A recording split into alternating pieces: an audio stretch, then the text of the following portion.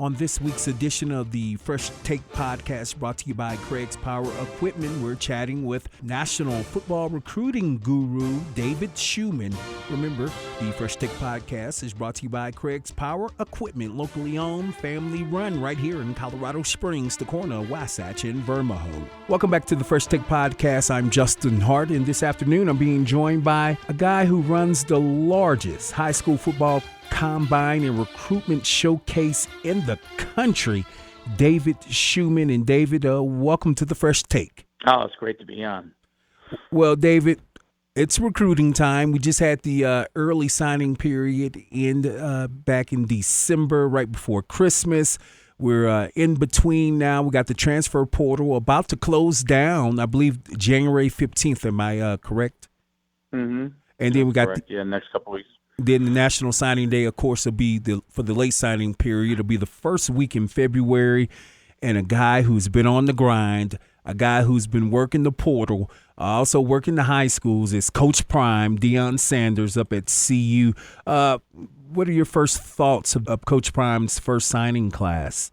Well, I think he, in a very short time period, put together a very good signing class. And depending on what he gets with the transfer portal, in the next few weeks, it could be a monumental class for Colorado. I mean, 24/7 Sports has them ranked, I think, in the top 50 overall. 23rd.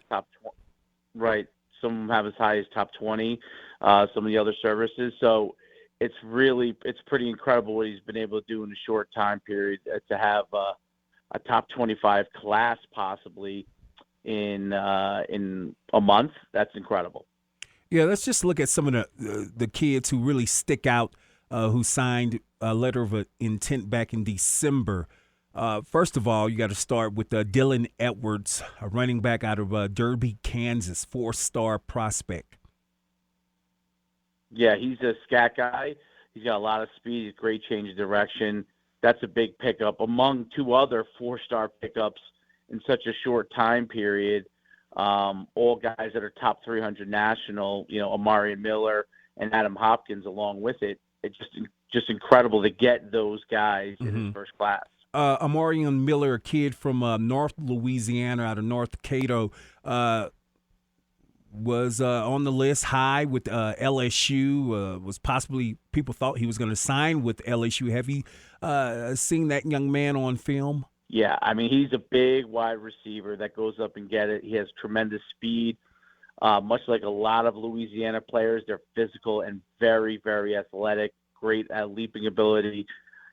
LSU does not allow a lot of players to leave the state of Louisiana, so I think that's a really strong indication on what Deion's able to do nationally to be able to dip in Louisiana and get a player out of there.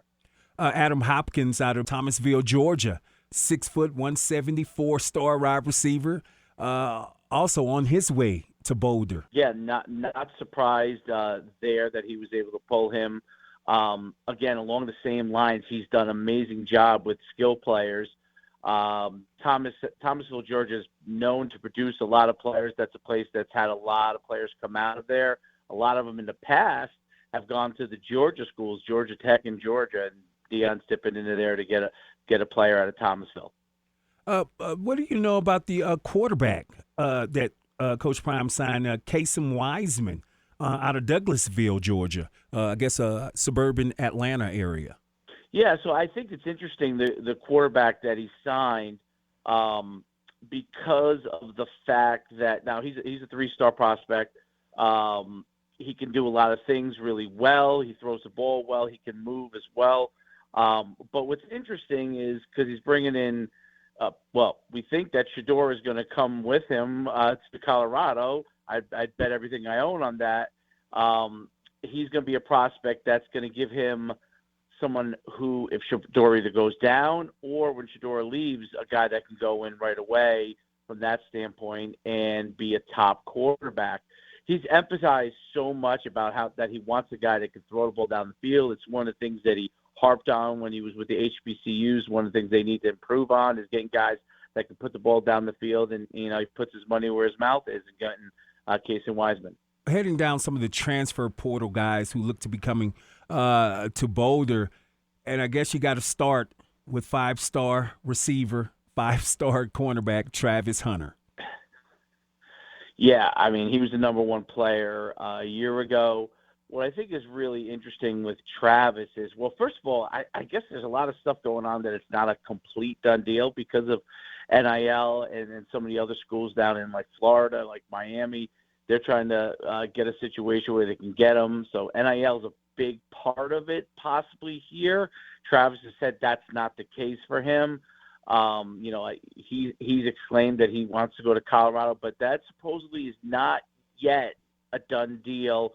But obviously Deion has the inside track there with everything with him playing for Jackson State before. But it'll be interesting to see as we get towards the end what happens to Travis. Savion Washington, the most important part of a college football team, any football team, is the trenches, offensive and defensive line. It looks like he addresses that need, bringing in Savion Washington from Kent State, who will be joining his former head coach, who will be now the offensive coordinator for CU. Right. So Savion Washington started every game for Kent State. He's a mammoth of a man at 6'8", 320, 330. Gigantic person, physical, and he's a definite first-round prospect at the NFL level. So that's a huge get. That was one of the things that I think Deion really has to continue to work on. He has a plethora of skill, both offensive, defensive side, but guys like Savion Washington are going to be the key pillars to be able to give time to both the quarterbacks and the receivers to be able to get open. Vontae Bentley on the other side of the football, linebacker coming in from Clemson, was a 4-star prospect coming out of high school. 24/7 has him as a 3-star prospect coming out of the transfer portal. Right. Struggled a little bit at Clemson. He's one of those guys that has potential to make a huge impact. He's dipping into ACC territory to get a transfer out of there. I think what's amazing is not just what he's getting from a skill-wise standpoint, but the places he's getting all these guys from. Top programs. So top programs. Obviously, some of the guys that you would expect, his top guys from JSU are coming with him, or at least we all believe that will be the case. And then, going to other top programs to be able to get guys. That's what I find is interesting. That he's able to get that amount of guys. I mean, we're talking, if it all works out that way, 35 guys in the class. That's a gigantic class. Yeah. Looking ahead to February, where do you see Coach Prime and the staff heading for the late signing period?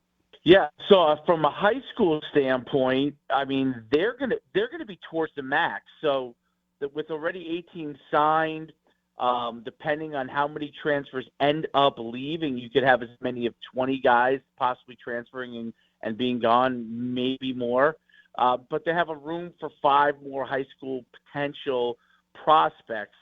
The interesting thing is the guy that everybody's talking about that he's expressed that he's committed still to Miami, but Kermani McLean is the guy that Deion has targeted, and he's a 5-star, that he wants to be able to get over to Colorado to kind of be the pinnacle part of his class. So that'll be interesting. That's the prospect that everyone wants to see. Does he stick with Miami, or does he go and choose Deion? Is this an NIL thing?